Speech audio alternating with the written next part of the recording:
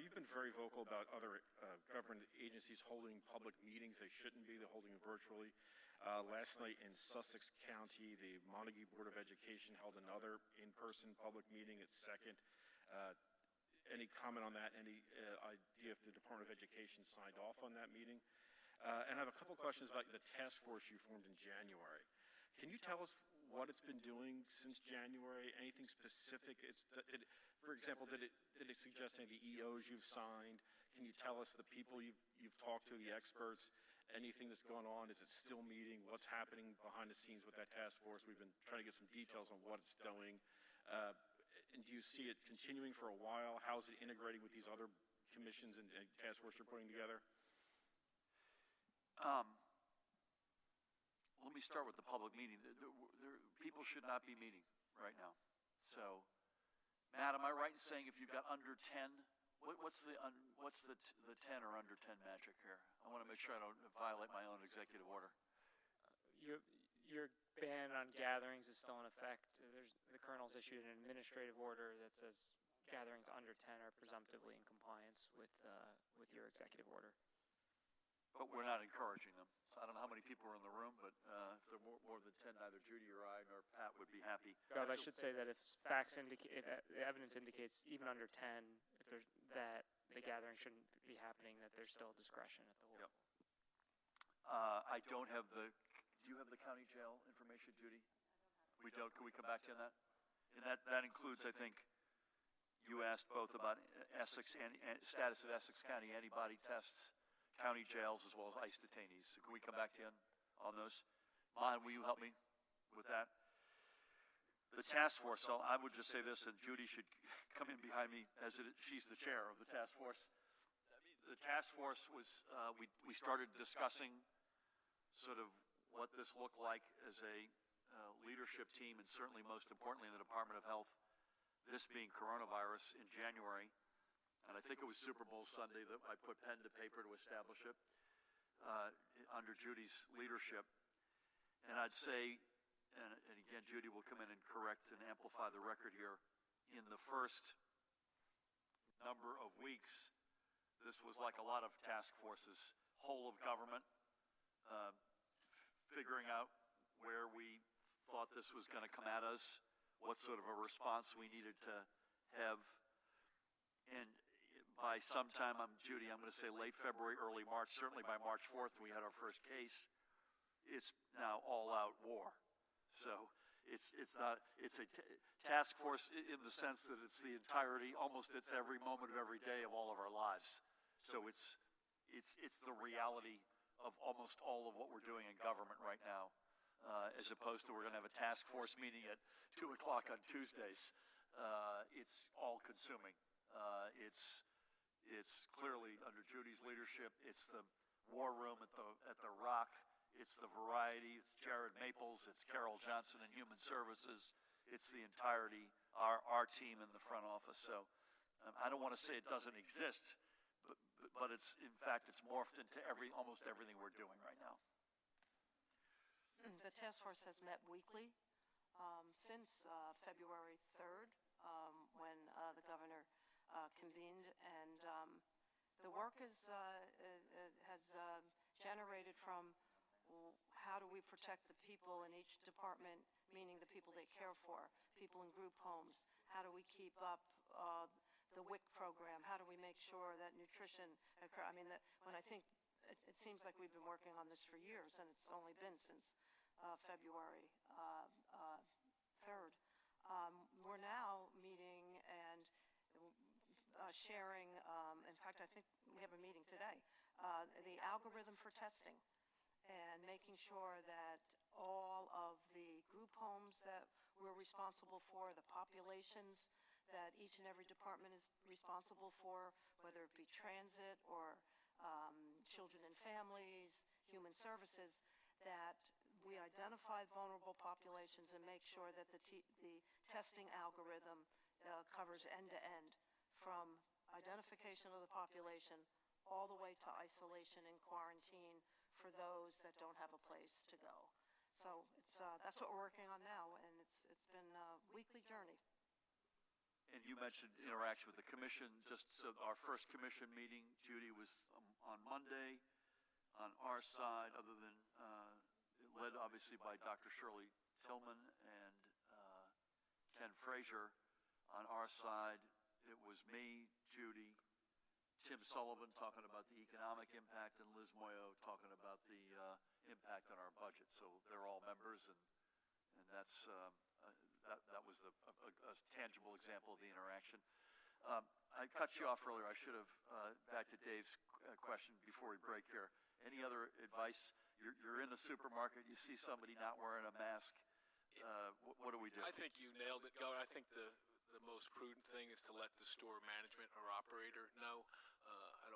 We don't want to see physical and verbal altercations at supermarkets. I think, to the governor's point, that's what I would do. And if I can just add to John's question about the task force that the commissioner chairs, right out of the gate, we laid the incident command structure over that, which is the planning, logistics, operations, as well as the fiscal/administrative support. So we're guided by those four basically pillars of incident command, and that's under, as the governor said, under Commissioner Persicelli's oversight. Thanks, Gov. Thank you. So I'm going to mask up here as we exit stage left. Again, tomorrow we are here, unless you hear otherwise, at 1 p.m. And Friday, assume as well, at 1 p.m. and Saturday at 1 p.m. Again, folks, thank you for everything you're doing. Keep doing what you're doing.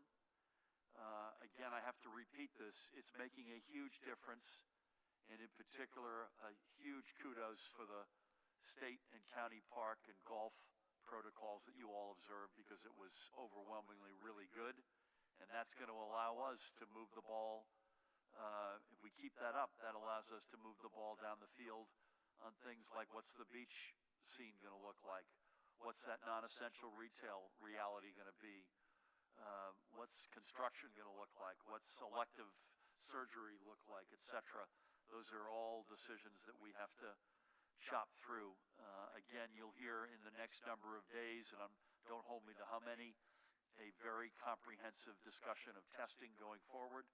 And I think on the heels of that, at some point sooner than later, a similar discussion as it relates to contact tracing.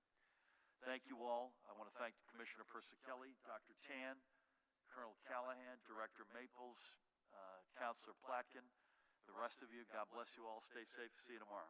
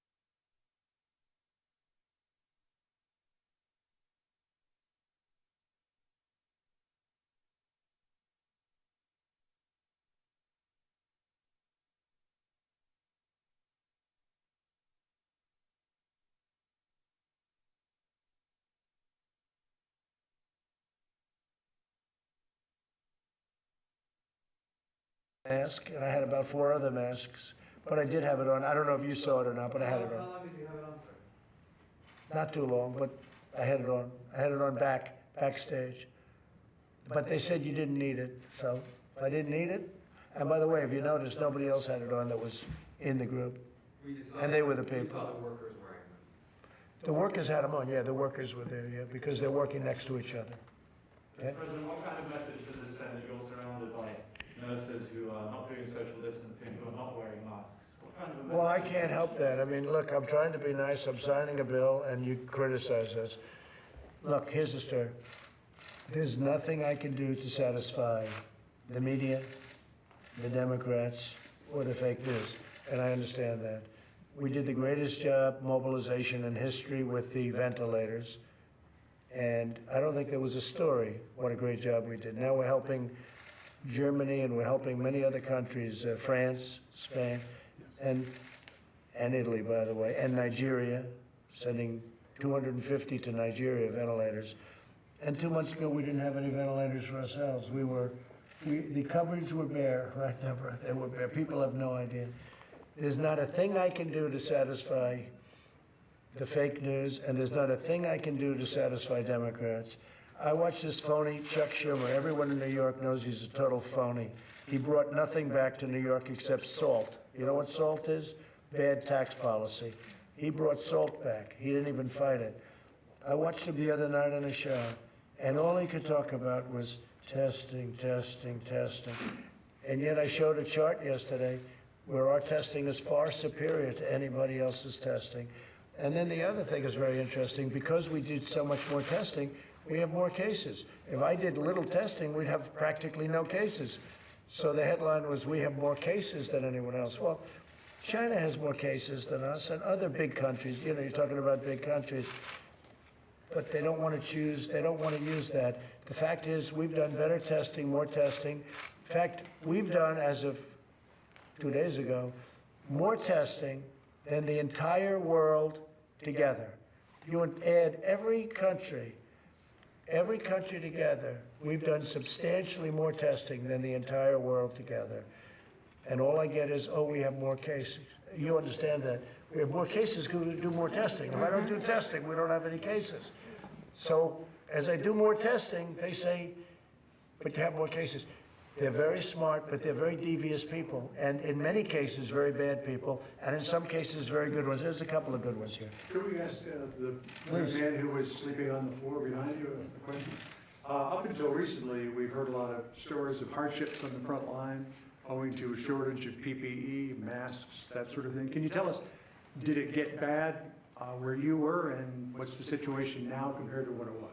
Sure, there's always a lag time between what happens in real time versus when you guys get it and run it, you know. So the PPE, the ventilator situation, yes, it got to a point where it was getting bad, but manufacturing ramped up. And I think those are two things that we knew we would take care of as a country. The third thing that we can't manufacture, and I've talked about this before, is a doctor or a nurse or, you know, essential personnel. We can't just manufacture them. So ultimately, that ended up being the weakest point for us on the front lines. We had the PPE, we had the ventilators in time, but we just didn't have enough people. We couldn't get them there fast enough. And one of the things we did is we sent in the military doctors and nurses, and I think most of you have seen them and some of you have worked with them, but they did a fantastic job. John, we had a lot of the military, like we took the Comfort because they didn't need the ship, and we took the Comfort and we took the doctors and nurses and we sent them all over New York and New Jersey. We took doctors and nurses out of the convention center, the Javits Convention Center, and many of them went throughout New York. So we did a job. And we weren't even supposed to have doctors in the convention center, but we ended up putting them. So we had a lot of, because it's true, what you're saying is right. Man and woman power was one of the toughest things. Mr. Luke, are you, and all of you, are you seeing now that the supplies are what they need to be? Yeah. Yes. I think it's sporadic. As I talk to my colleagues around the country, certainly there are pockets of areas where PPE is not ideal, but this is an unprecedented time. And The infection control measures that we learned back when we went to school, 1 gown, 1 mask for 1 patient a day or per time, this is a different time. And I've been reusing my N95 mask for a few weeks now. I just broke out a new one to come here just in case I needed to wear it. To answer your question earlier, we're all COVID-19 free. We were all tested, so we're not socially distancing, but we're all negative, and we wouldn't do anything to harm our president, obviously. Everybody's been tested, you. Yeah, we were all tested. I hope the test works, right? So we're all tested, we're all negative, and so that's why we're not socially distancing and why we're not wearing masks. Certainly, and I've had several tests throughout this whole COVID-19 crisis. I practice in New Orleans at a community health center. My youngest patient has been 4 days old, a 4-day-old infant. So PPE has been sporadic, but it's been manageable, and we do what we have to do. We're nurses, and we learn to adapt and do whatever the best thing that we can do for our patients to get the job done and get the care provided. And that's what we're going to continue to do as COVID-19 continues. Sporadic for you, but not sporadic for a lot of other people. Oh, no, I agree, Mr. President. Because I've heard the opposite. I've Yeah. heard that they are loaded up with gowns now, and, you know, initially, we had nothing. We had empty cupboards. We had empty shelves. We had nothing, because it wasn't put there by the last administration. And I've heard that we have, I just saw it yesterday, where they're making millions of masks a month in a factory from, you know, in that case, it was Arizona. It's great. We have other factories being built now for masks. And for the most part, I mean, that was fine, but I've heard we have tremendous supply to almost all places. Tremendous supply, to a point where we're going to start having some of our supply go to other countries, which need it very badly. How did you find that? Did you find a good supply? Huh?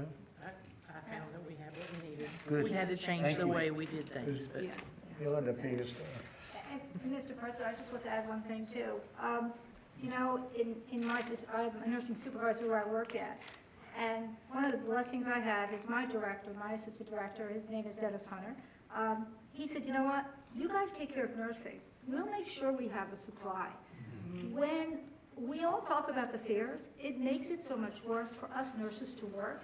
We're seeing the reality of it, but to hear it on constantly, there's not enough, there's not enough.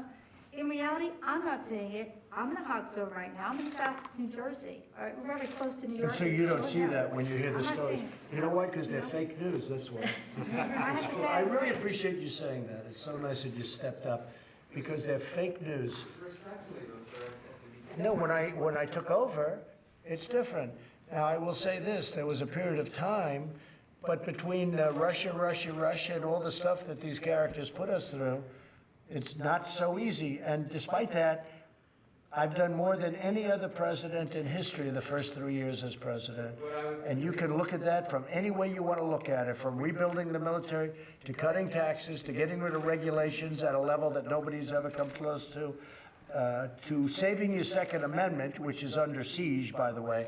So, you know, we've done, but I really appreciate your statement. That was really beautiful, and we the did. issue of masks, I mean, I remember at the beginning of this crisis that you all were encouraging We people didn't have enough. not to wear them in order to have it for them. You're right, but that was There at was the... not enough at the beginning. You're right, Jeff, and the reason that we did such a good job is because we were able, now we have factories all over doing masks and building our own masks and doing them, because a lot of countries, I don't want to be specific, but they sent us masks which were total garbage, and they were defective. And they sent us other equipment which was defective. And so now we're building our own masks, we're doing our own masks, we're making them by the millions. And Honeywell in Arizona yesterday was a case in point. And that was some scene. I've never seen anything like it. And I didn't realize, as they put different layers and then they put it together, and each layer has a different function. I mean, you know, it's not just like taking a thing and wrapping it, as we said perhaps you can do in certain conditions, but certainly not inside of a hospital. But no, we ended up, we had an empty cupboard, and now we have full cupboards, and we have ventilators, and we have tremendous testing, and we're doing the antibodies very shortly, as you probably know. That's going to also, I mean, you know, there are a lot of people that don't believe in such big testing, Deborah. I mean, you know, you have some people that want to test everything, 15 different ways. Mostly that's the media, because they know, certain things can't be done. But we have tremendous testing right now. When you see that chart, I don't have it with me now, I guess they have it someplace in the room. But when you see the chart that I put up yesterday as I was interviewed by one of your friends on ABC, that chart says it better than anything I can say. You saw the line going? We're like a rocket ship. Everyone else is down here in testing. And then all they do is complain about the testing. So look, you get used to that. But I really appreciate the fact that, what you said, and we have great, and not only do we have great equipment, but we have the quality of what we have is far better than anything that we're getting, because we see what comes in. The quality of the gowns, the quality of the masks. We have, as of today, we got 1 billion gloves. 1 billion. Who ever heard of such a thing? At the beginning, we had none. When this all started, we had none. It's one of the greatest mobilizations. It's a war, and it's one of the greatest mobilizations. So it's been very successful. One more question about reopening. The initial forecast showed that the real decline in the infection curve would be about June the 1st. Latest forecast to push that now back to August. And I'm wondering what the ramifications might be for certain reopenings, particularly schools, which begin to go back near the beginning of August. I'll just address one part of that.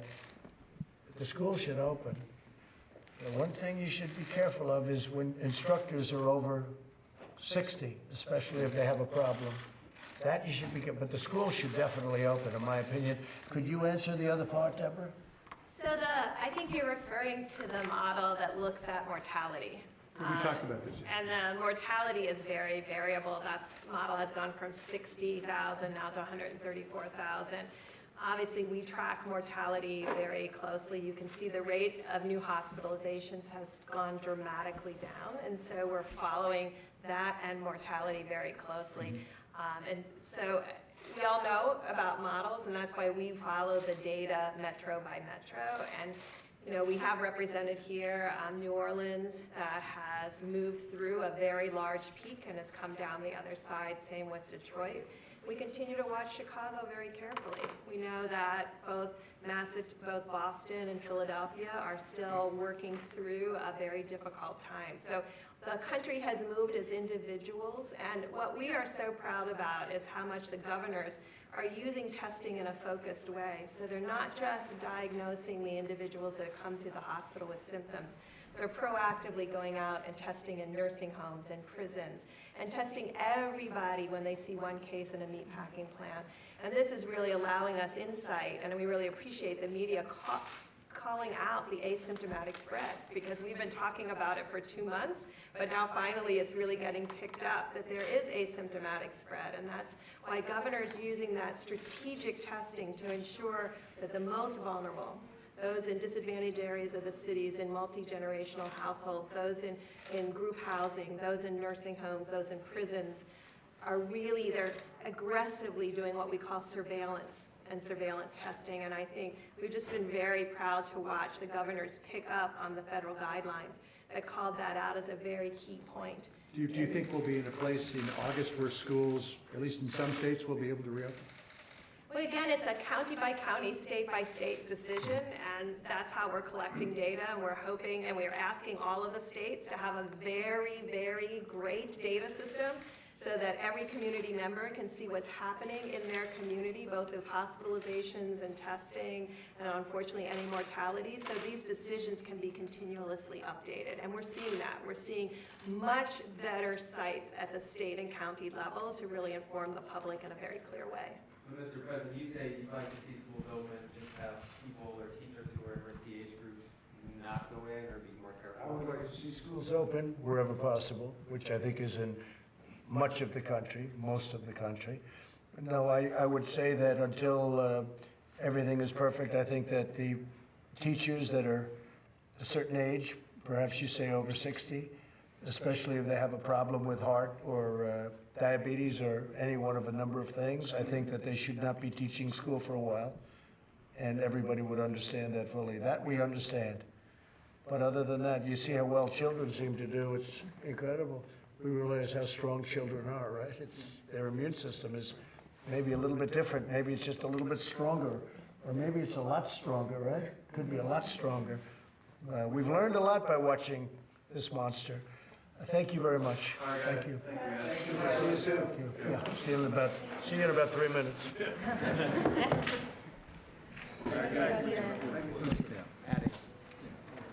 Thanks, Margot.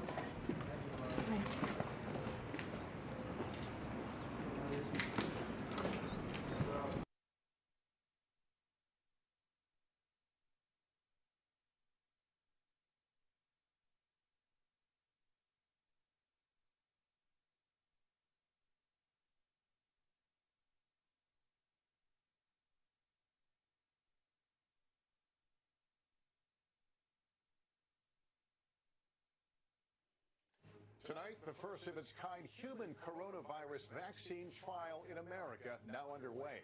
The NBC News exclusive look inside the revolutionary effort to create a vaccine faster without using the live virus. Our interview with the team racing to make a vaccine and one of the volunteers.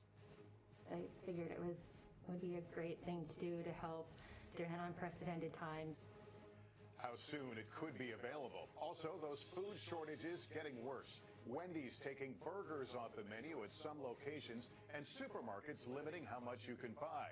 Tonight, how much more you could pay for everything from beef to pork. The growing number of kids hospitalized with that mystery syndrome linked to COVID-19, the new warning that parents should hear. More places reopening even as daily cases are still rising in some 20 states. Tonight, where things are getting a lot more dangerous.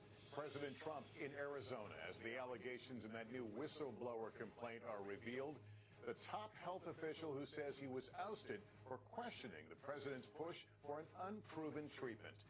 And over 600 high school seniors across 800 miles. One principal's inspiring journey for the class of 2020. This is NBC Nightly News with Lester Holt.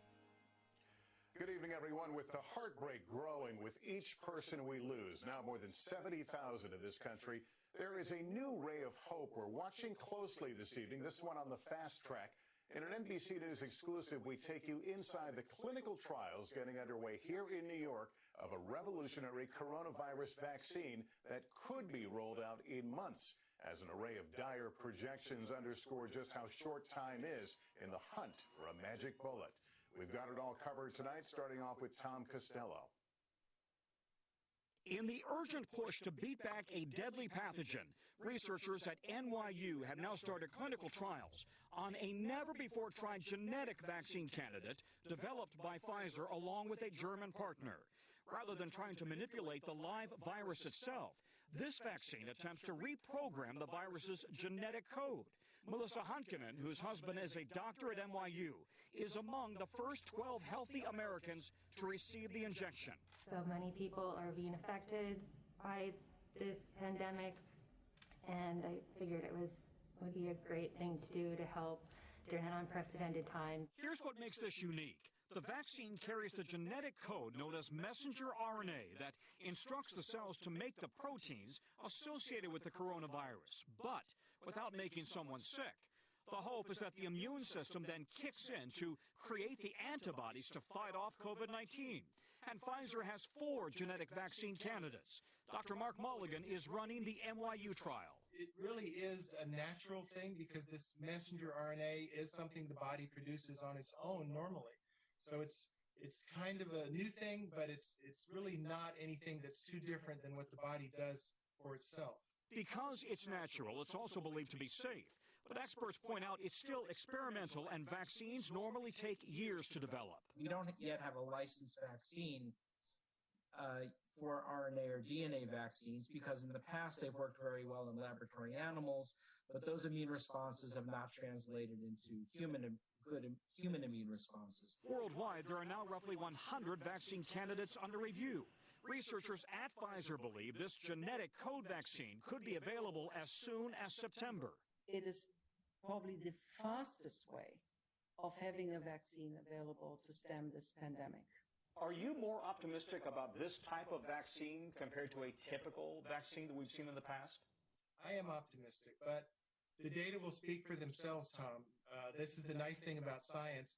You don't have to have faith or belief. The answer will come from the investigations that we do. Melissa Honkanen, a yoga instructor, went home hours after receiving the first shot on Monday. How are you feeling? I feel fine. My arm's just a little sore. I don't have any headaches. I feel like myself. All right, Tom joins me now. Tom, Pfizer's not the only company working on a vaccine like this, right? No, that's right. Moderna, Inovio, and CanSino are also involved in this kind of research. Importantly, never before has a genetically altered vaccine made its way to market. This is cutting-edge stuff. But Pfizer believes it could have a vaccine within 4 months. Lester? All right, Tom Costello, exciting news. Thank you.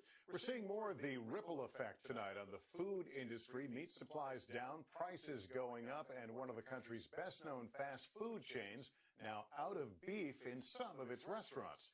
We get details now from NBC's Gabe Gutierrez. Tonight at some Wendy's restaurants and across social media, a burning question. Where's the beef? The fast food giant is the latest company hit hard by the pandemic because of its reliance on fresh beef. Out of patties? Yeah. It's yanking burgers off the menu in some locations in many states across the country. One analyst estimates nearly a fifth of the chain's restaurants are out of beef. It's a little crazy. It's the time we're living in now. Wendy says we expect this to be temporary, but it comes after some grocery chains limited meat purchases.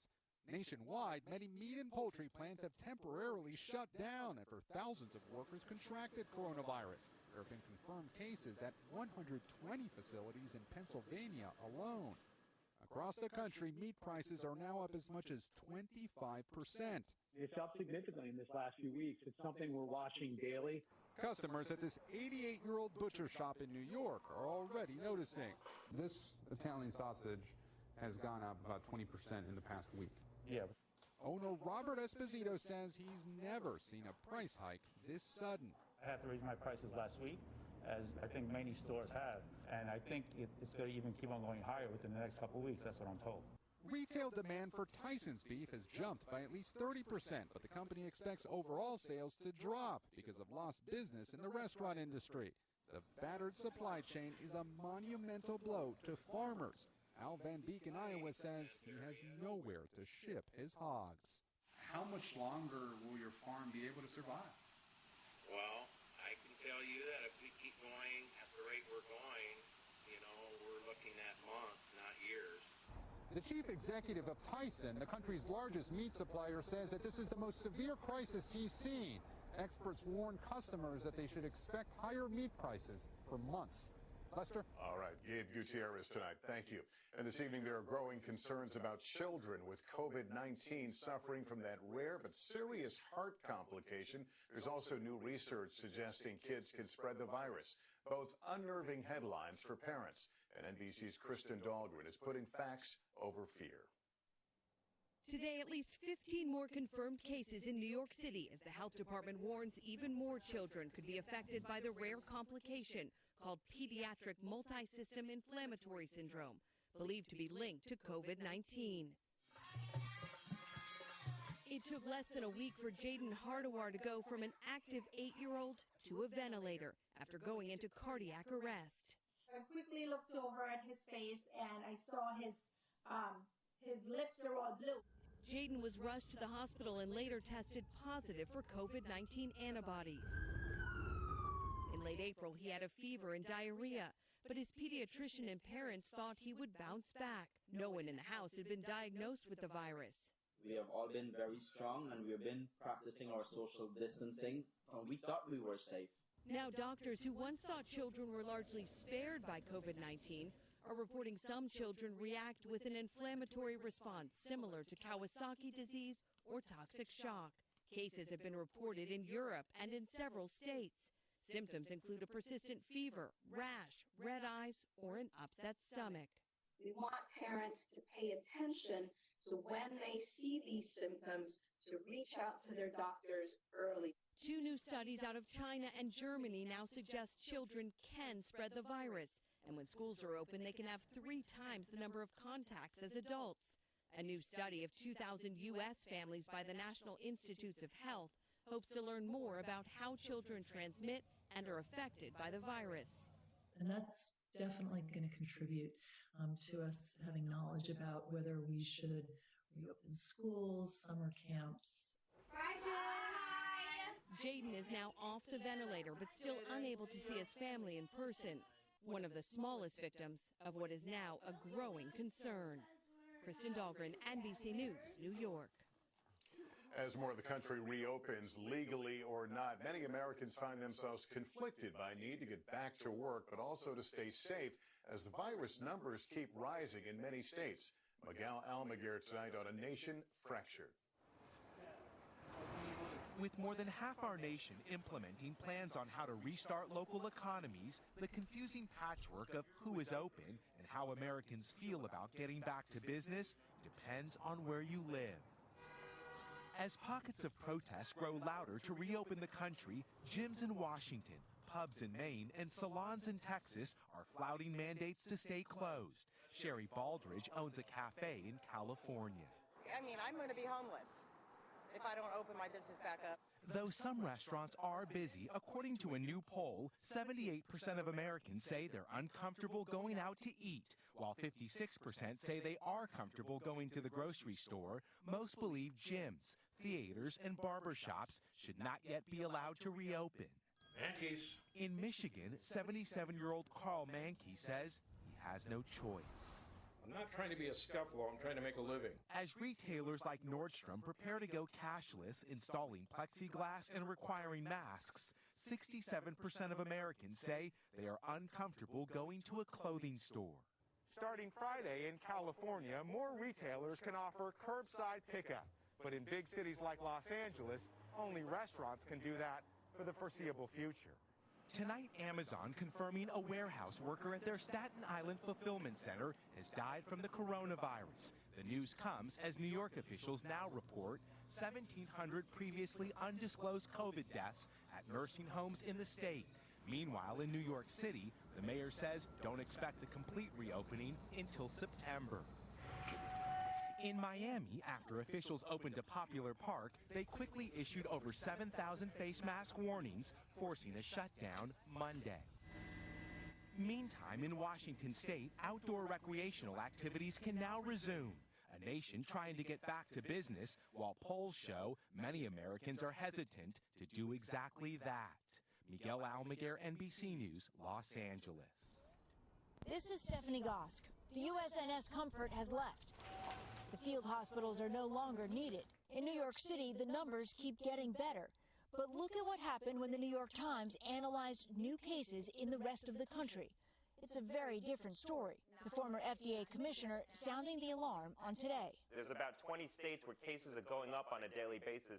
And then there is the new chilling projection from the University of Washington.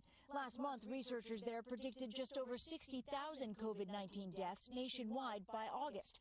Now they predict it could be more than double that. This is mainly due to increase in mobility, premature relaxation of social distancing in places where the virus was still circulating at a high level. Hotspots are popping up in the country's interior. Brown County, Wisconsin, has nearly 1,500 cases. It just takes one person to have a pretty massive ripple effect in the community. The worst hit places, often with large prisons or meat processing plants nearby, like in Fort Dodge, Iowa. Do you think right now people are putting their lives in jeopardy because of their behavior? Most definitely. And not just theirs. 19 people across Iowa died today, the highest number so far. Dr. Megan Srinivas, who treats COVID patients, is alarmed the state reopened Friday. There were groups playing flag football. There were groups having gender reveal parties. It was as if coronavirus had never happened. In Nobles County, Minnesota, more than 1,000 cases there, most of them traced to a pork processing plant that may be reopening as early as tomorrow. There's no such thing as social distancing happening at all. So our local people are being hurt and struggling just to stay alive, only to have all kinds of people walking in freely and standing in lines of 10 plus people to check out at Walmart. In Truesdale County, Tennessee, nearly 1,300 inmates and 50 staff tested positive at a prison. one inmate has died. What I'm worried about happening would be people that have maybe been in contact with somebody and now they're not showing any symptoms, and then that can spread inside the community. So that's my biggest concern. Behind all the numbers, people like Craig Allen Franken, 61 years old, who worked at a meatpacking plant in Iowa, a father, a grandfather, and a casualty in the pandemic spreading through the heartland. Stephanie Gosk, NBC News, New York. In 60 seconds, the explosive whistleblower revealed what an ousted top scientist alleges about the government response to the pandemic. Also, Richard Engel on the U.S. versus China and how the virus began. Back now with the whistleblower complaint revealed from a vaccine director who says he was ousted for questioning an unproven treatment touted by President Trump. Here's Peter Alexander. Tonight, as President Trump hits the road for the first time in more than 5 weeks, touring a factory in Arizona that's now producing N95 masks. He's also winding down the White House coronavirus task force. The vice president saying it could happen around Memorial Day. Mike Pence and the task force have done a great job. Now looking at It is inappropriate to place dedicated scientists in crosshairs. HHS says Dr. Bright was transferred to a position at the National Institutes of Health to work on testing. And late tonight in a statement, HHS says it's, quote, deeply disappointed that he has not shown up to that job. Lester? All right, Peter Alexander, thanks. Also tonight, China is firing back at the U.S. as global criticism of China is growing over its initial response to the virus. More on that from NBC's Richard Engel. China is pushing back after mounting criticism that it engaged in a cover-up about the origin and spread of the coronavirus. Chinese state media released this cartoon lampooning U.S. accusations as inconsistent and ridiculous. A Communist Party newspaper calling Secretary of State Mike Pompeo a liar over this accusation. There is a significant amount of evidence that this came from that laboratory in Wuhan. U.S. intelligence officials say they believe the virus is not man-made or altered, but have not ruled out it could have leaked accidentally from a Chinese facility. Just last week, China's executive vice foreign minister spoke to NBC's Janice Mac. Wife what I was going to do, and she looked at me like I was crazy because I get these ideas every once in a while. Montgomery hit the road and over 12 days visited every senior, 612 of them from 6 feet away. He gave each a candy bar, telling them one day we'll look back at this and snicker, along with a note. I am so sorry this has happened. I can't believe I've not gotten to meet with you and to watch you finish this year and all the things you're involved. I am honored to get to be your principal. For students like Valerie Canute, there were only snickers of gratitude. Yeah. Makes me tear up a little bit, but now that I've done it, it's a treasured memory I'll never forget, and it was more for me than them. A principal's journey measured in 800 miles and 612 smiles. Joe Fryer, NBC News. Isn't that terrific? Up next, he's got scoops on big news, and he's just 10. Before we go tonight, we wanted to let you know that our latest installment of Nightly News Kids Edition is now available. Dr. John Torres shows us just how coronavirus spreads. Plus, we'll meet a 10-year-old who loves news so much he created his own newspaper.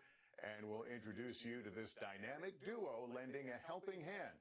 Our brand new episode of Nightly News Kids Edition is on the NBC News YouTube page right now. Also, NBCnews.com and Peacock. And that's Nightly News. I'm Lester Holt. Please take care of yourself and each other. Hey, NBC News viewers, thanks for checking out our YouTube channel. Subscribe by clicking on that button down here and click on any of the videos over here to watch the latest interviews, show highlights, and digital exclusives. Thanks for watching.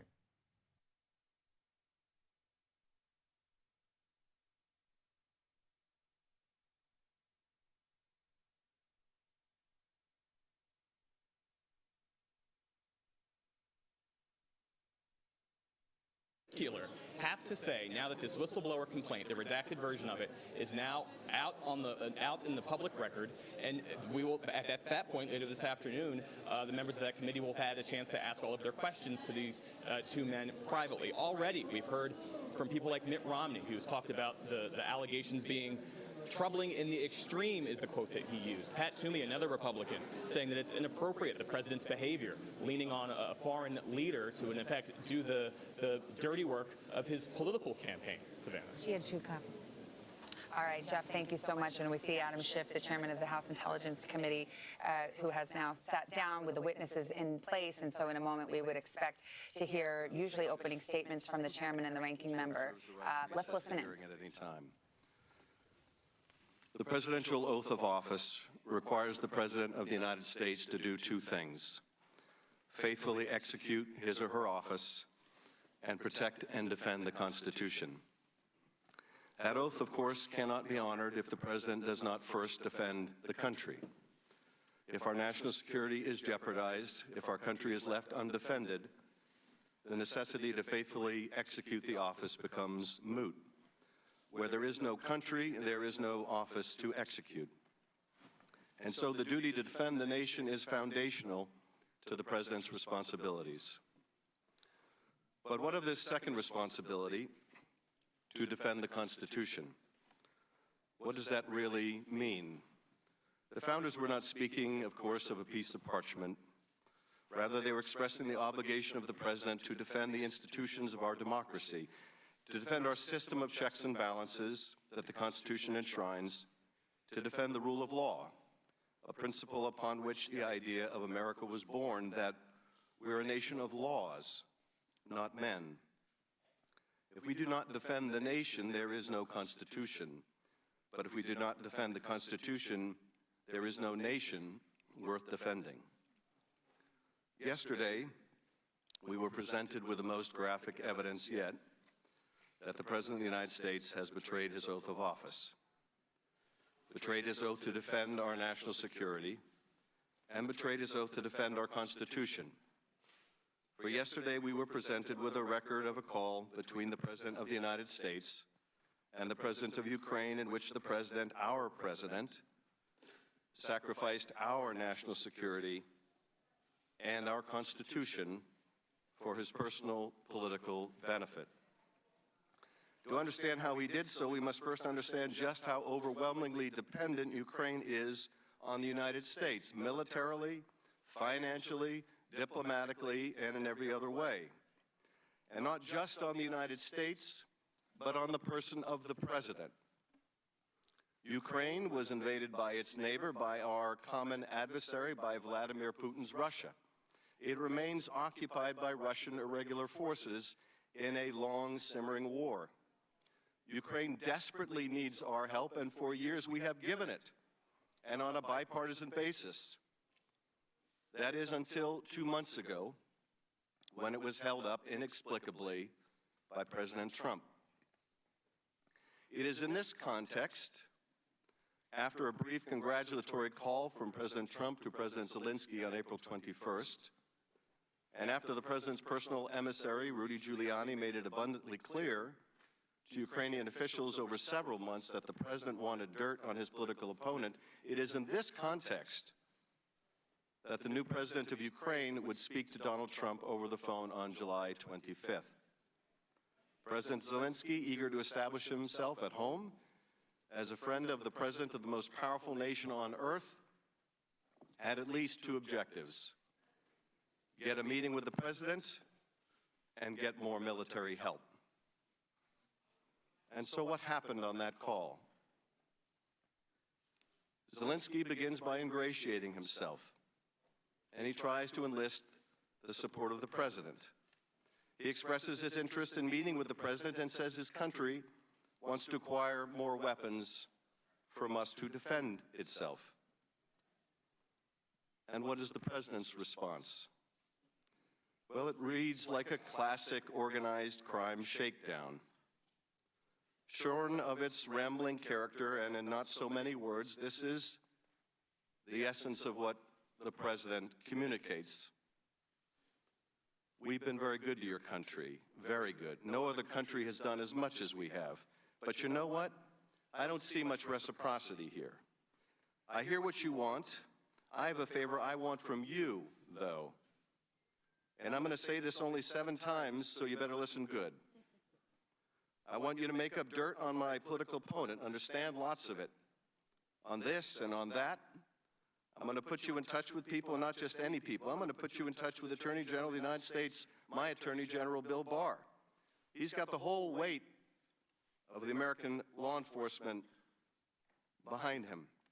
And I'm going to put you in touch with Rudy. You're going to love him, trust me. You know what I'm asking, and so I'm only going to say this a few more times, in a few more ways. And by the way, don't call me again. I'll call you when you've done what I asked. This is, in sum, in character, what the President was trying to communicate with the President of Ukraine. It would be funny if it wasn't such a graphic portrayal of the President's oath of office. But as it does represent a real betrayal, there's nothing the President says here that is in America's interest, after all. It is instead the most consequential form of tragedy, for it forces us to confront the remedy the Founders provided for such a flagrant abuse of office, impeachment. Now, this matter would not have come to the attention of our committee or the nation's attention without the courage of a single person, the whistleblower. As you know, Director McGuire, more so than perhaps any other area of government since we deal with classified information, the Intelligence Committee is dependent on whistleblowers to reveal wrong